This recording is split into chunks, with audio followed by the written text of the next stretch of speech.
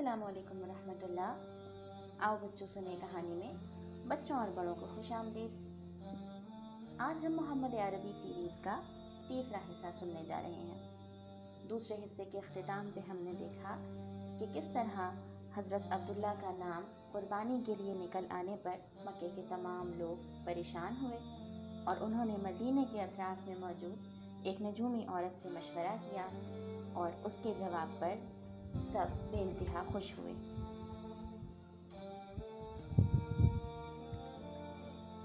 तो 10 ऊँट और अब्दुल्ला के नाम का पुरा डालो। अगर ऊँटों के नाम का पुरा निकल आए तो बेहतर है, वरना 20 ऊँट कर दो। अगर फिर भी अब्दुल्ला का नाम निकले तो 10 और बढ़ा दो। इसी तरह 10-10 बढ़ाते रहो यहाँ तक कि तुम्हारा रब राज़ी हो जाए। उस नजूमी औरत ने इस गुत्थी को भी सुलझा दिया और मुरझाए हुए चेहरे गुलाब की तरह खिल उठे। लोगों ने ऐसा ही किया। 10 ऊँट और अब्दुल्ला के नाम का पुरा डाला तो अब्दुल्ला का नाम निकला। 10 ऊँट बढ़ा दिए, फिर भी अब्दुल्ला का नाम निकला। 10 और बढ़ा दिए, फिर भी अब्दुल्ला का नाम निकला। 10 और बढ़ा दिए, फिर भी अब्दुल्ला का ही नाम निकला। लोग इसी तरह 10-10 ऊँट बढ़ाते रहे और अब्दुल्ला का ही नाम निकलता रहा। इधर अब्दुल मुत्तलिब खड़े आजिज़ी के साथ दुआ में मसरूफ़ थे। खुदाया ये फ़िदिया कबूल कर ले, खुदाया अब्दुल्ला की जान बचा ले। जब बढ़ते बढ़ते 100 ऊँट हो गए तो कुरा ऊँटों के नाम निकल आया। अब क्या था, लोग खुशी से उछल पड़े। अब्दुल मुत्तलिब को हर तरफ से मुबारकबाद दी जाने लगी। मुबारक हो अब्दुल मुत्तलिब, अल्लाह ने बेटे का फ़िदिया कबूल कर लिया। लेकिन अब्दुल मुत्तलिब अभी मुतमईन न हुए। 2 बार और कुरा डलवाया कि कोई शुबहा न रह जाए। खुदा की मर्ज़ी क्या है साफ साफ मालूम हो जाए। जब पूरी तरह इत्मीनान हो गया तो ऊँट ज़िबाह किए गए और वहीं छोड़ दिए गए कि जो चाहे उनसे फ़ायदा उठाए। अब्दुल्ला को खुदादाद हुस्न मिला था। उठती हुई जवानी थी जो हुस्न को दुबाला कर रही थी। चेहरा क्या था, चांद का टुकड़ा था। हर देखने वाली आंख उन पर फिदा थी और बहुतेरी औरतें उनसे शादी की आरज़ूमंद थीं। नज़र वाला वाक़या हुआ तो घर घर उसका चर्चा हो गया। उससे उनकी अज़मत और बढ़ गई। सब दिलो जान से उन्हें चाहने लगे। बहुत सी औरतों ने निकाह की ख्वाहिश की और कोशिश भी की, लेकिन ये शर्फ सबको कैसे मिलता कि वो एक ही की किस्मत में था। उनके बेटे की माँ कौन होगी ये भी खुदा के हाथ तय था। उनकी शादी आमना से हुई जो कुरैश की सबसे मुअज़्ज़ज़ खातून थी और बनी ज़हरा के सरदार की बेटी थी। बाप ने बेटे की तरफ से निकाह का बयान दिया। आमना के घर वालों ने इसे बासी शर्फ समझा। खुशी खुशी तैयार हो गए। चटपट शादी हो गई। दस्तूर था दुल्हा शादी के बाद 3 दिन ससुराल में रहता। अब्दुल्ला भी 3 दिन ससुराल में रहे, फिर घर चले आए। साथ में दुल्हन भी आई। शादी को अभी कुछ ही दिन हुए थे। ताजिरों का एक कारवां शाम जा रहा था। उसके साथ अब्दुल्ला भी हो लिए। वापसी में मदीने से गुजरे। यहाँ उनके बाप का ननिहाल था।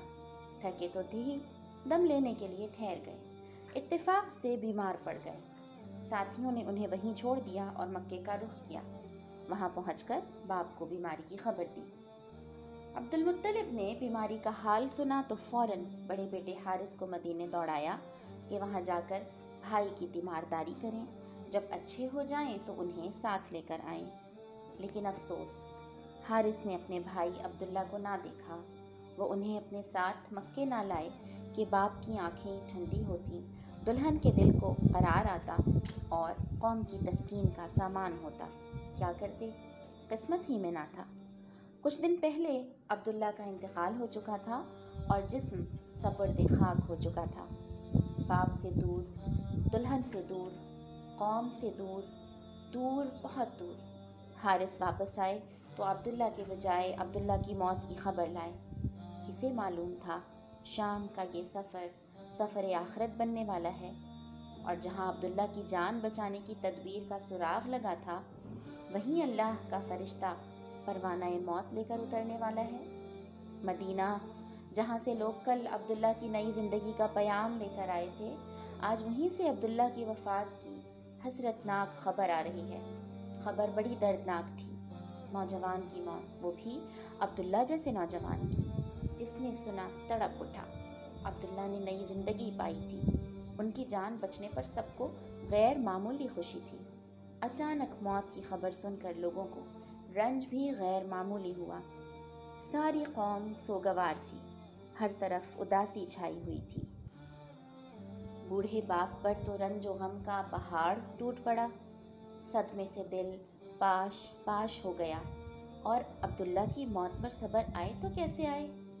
اور آمنہ کا تو سہاگ ہی اجڑ گیا، دل کی دنیا ویران ہو گئی، سارے ارمان حسرتوں میں تبدیل ہو گئے۔ کتنی امیدیں تھیں جو خاک میں مل گئیں، کتنے حسین خواب تھے جو شرمندہ تعبیر نہ ہو سکے، کتنی آرزوئیں اور تمنائیں تھیں جو سینے میں ہی دفن ہو کر رہ گئیں۔ کل جو خاتون قریش کی نازنینوں کی نگاہ میں قابل رشک بنی ہوئی تھی، آج اس کی حالت قابل رحم تھی۔ جو سر دوسرے سروں کے درمیان شرف و عزت سے اونچا ہو رہا تھا، آج وہ رنج و غم سے وبال دوش بنا ہوا تھا۔ عبداللہ کا انتقال ہوا تو آمنہ امید سے تھی۔ اللہ کی قدرت، کچھ ہی دن پہلے حبل دیوتا عبداللہ کی جان لینے پر تلے ہوئے تھے، مگر اللہ نے انہیں بھیٹ چڑھنے سے بچا لیا۔ اس وقت ان کے پاس اللہ کی ایک عظیم امانت تھی، انسانیت کی سب سے بیش قیمت متاع تھی۔ جب تک وہ کسی اور کے سپرد نہ ہو جائے، ناممکن تھا عبداللہ اس دنیا سے چلے جائیں۔ اب وہ امانت آمنہ کو سونپی جا چکی تھی۔ عبداللہ سے اللہ کو جو کام لینا منظور تھا وہ پورا ہو گیا تو اللہ نے انہیں اٹھا لیا۔ اب کوئی فدیہ کام نہیں آ سکتا تھا، تقدیر کا فیصلہ اٹل تھا۔ عبداللہ کی وفات ہوئی تو ان کی عمر 25 سال تھی۔ ہوئی پہلوئے آمنہ سے ہویدا، دعائے خلیل اور نوید مسیحا۔ دوشنبہ کا دن تھا، ربیع الاول کی 12 تاریخ تھی کہ آمنہ کے یہاں ولادت ہوئی۔ نومولود بچہ بہت ہی خوبصورت تھا، چاند بھی اس کے سامنے پھیکا تھا۔ آمنہ نے اپنے خسر عبد المطلب کو خبر کرائی کہ آ کر پوتے کو دیکھ لیں۔ عبد المطلب بھاگے ہوئے آئے، نظر پڑتے ہی کھل اٹھے۔ ایک تو لڑکا تھا اور وہ بھی عبداللہ کا۔ وہ خوشی سے نہال ہو گئے، بچے کو گود میں لیا، سینے سے لگایا، ماتھے کو چوما، پھر لیے ہوئے کعبہ پہنچے، اس کا طواف کیا اور بچے کا نام محمد رکھا۔ محمد کے معنی ہیں ہر لحاظ سے قابل تعریف، وہ جسے سب پسند کریں، سب اچھا کہیں۔ ولادت کے 7ویں دن عبد المطلب نے بچے کا عقیقہ کیا اور قریش کی دعوت کی۔ لوگ کھانے سے فارغ ہوئے تو کسی نے پوچھا، عبد المطلب، کیا وجہ ہے آپ نے پوتے کا نام محمد رکھا، خاندان کے اور ناموں جیسا نام نہیں رکھا؟ میں نے چاہا آسمان پر بھی اس کی تعریف ہو اور زمین پر بھی، خالق کو بھی پیارا ہو اور خلقت کو بھی۔ عبد المطلب نے نہایت سادے انداز میں اپنے دل کی تمنا لوگوں کے سامنے رکھ دی۔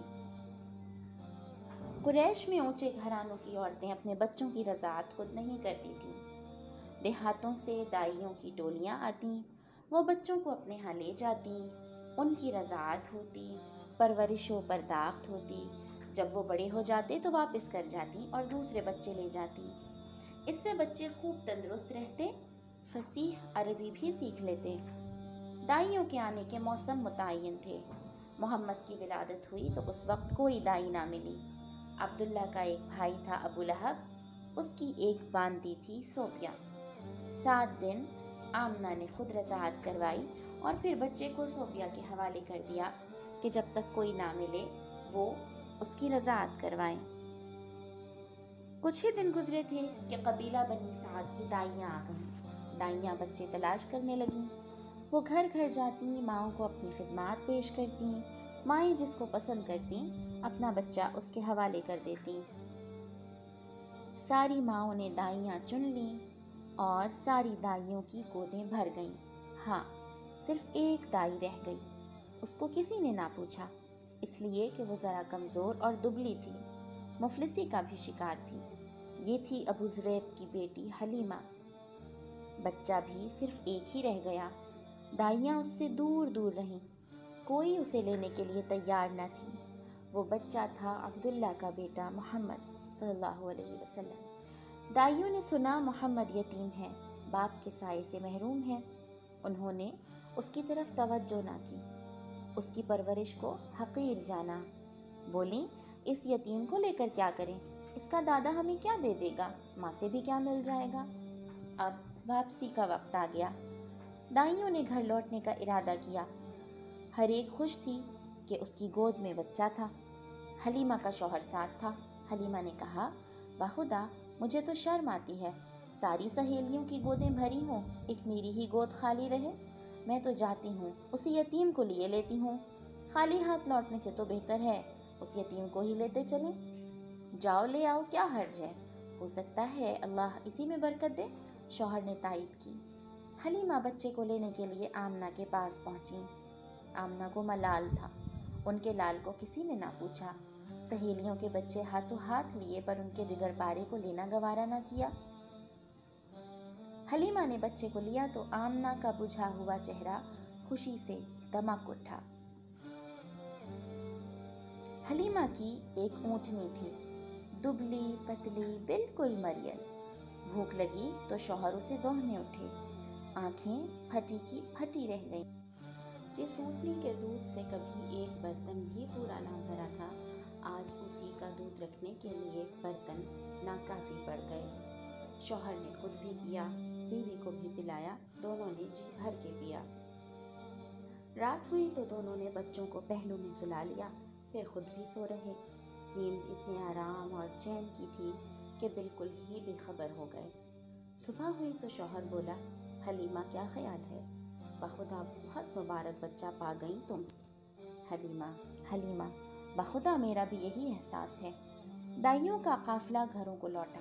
حلیمہ کی گدھیاں آگے تھی اور مستانہ وار رواں دواں تھی۔ سہیلیوں نے یہ دیکھا تو آواز دی، واہ ری ابو زویب کی بیٹی، ذرا ٹھہرو نا، ہمیں بھی تو آ لینے دو۔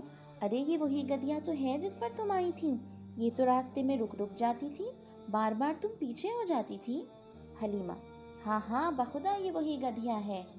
سہیلیاں، ایسی ناکارہ گدھیا میں یہ تیزی اور چستی کہاں سے آ گئی؟ یہ تو بڑی عجیب بات ہے۔ اب حلیمہ کے یہاں برکتوں کی بارش تھی، ہر چیز میں برکت ظاہر ہو رہی تھی۔ جانور موٹے ہو گئے تھے، ہر طرف برکت ہی برکت نمایاں تھی۔ رفتہ رفتہ 2 سال گزر گئے۔ آمنہ کا لال حلیمہ کی گود میں بیٹھتا، حلیمہ کی ایک بیٹی تھی شیمہ، اس کی گودیوں میں ہمکتا۔ صحرا کی کھلی فضا ہوتی اور دیہات کی سادہ زندگی۔ جسم تیزی سے بڑھا، ہاتھوں پیروں میں طاقت آ گئی اور بچہ خوب تندرست ہو گیا۔ شیرخواری کے دن پورے ہو گئے۔ اب وقت آیا کہ بچہ ماں کی گود میں جائے، اس کے گھر کی رونق بنے۔ لیکن کیا حلیمہ اس بچے کو جدا کر دے؟ ایسے بچے کو جو ان کے لیے سراپا برکت تھا، مجسم رحمت تھا، باعث راحت اور موجب سعادت تھا۔ کسی بھی طرح طبیعت اسے چھوڑنے پر تیار نہ تھی۔ تمنا تھی کچھ دنوں اور ساتھ رہے کہ برکتوں کا سلسلہ تادیر قائم رہے۔ وہ بچے کو لے کر ماں کے گھر کی طرف چلی، لیکن ارادہ تھا ان سے گزارش کریں گی بچے کو کچھ دیر اور ساتھ رکھنے دیں۔ وہ آمنہ کے پاس آئیں، بولی، مجھے اندیشہ ہے اگر محمد ابھی سے مکے میں رہ گئے تو ہو سکتا ہے یہاں کی آب و ہوا انہیں راست نہ آئے۔ کیوں نہ آپ کچھ دن اور ہمارے یہاں رہنے دیں، ذرا اور بڑے ہو جائیں، ہاتھوں پیروں میں جان آ جائے، پھر آ جائیں گے۔ حلیمہ آمنہ سے ضد کرتی رہی، پیہم اصرار کرتی رہیں، طرح طرح سے مناتی رہیں، مکے کی آب و ہوا سے ڈراتی رہیں۔ آخرکار وہ تیار ہو گئی۔ اب کیا تھا؟ حلیمہ کا دل باغ باغ ہو گیا، خوشی سے آنکھیں چمک اٹھیں، چہرہ دمک اٹھا اور وہ محمد کو لیے ہوئے اپنے گھر آ گئیں۔ محمد پھر اسی صحرا میں آ گئے۔ اب پھر وہی کھلی فضا تھی، ریت کے ٹیلے تھے، چکنے چکنے پتھر تھے، وہی ساتھی اور وہی ہمجولی تھے۔ محمد پھر اسی طرح پتھروں سے کھیلتے، ریت پر اچھلتے اور بچوں کے ساتھ ادھر سے ادھر کو دوڑتے۔ محمد اب 5 سال کے ہو گئے صلی اللہ علیہ وسلم۔ حلیمہ سے جدائی کی ساتھ پھر آن پہنچی۔ محمد سے حلیمہ کو بے حد محبت تھی۔ وہ سچ مچ ان کی آنکھوں کی ٹھنڈک تھے، ان کے دل کا سکون تھے۔ محمد کو بھی حلیمہ سے بے انتہا محبت تھی۔ نبوت ملنے کے بعد بھی جب وہ آپ کے پاس آئیں تو آپ میری ماں کہہ کر لپٹ گئے۔ حلیمہ کے لیے محمد کی جدائی سہانے روح تھی، لیکن کیا کرتی کہ اب گھر پہنچانا ضروری تھا۔ मज़ीद रोकना मुमकिन ना था। उन्हीं दिनों एक हादसा भी होते होते रह गया, जिसकी वजह से हलीमा ने और जल्दी की।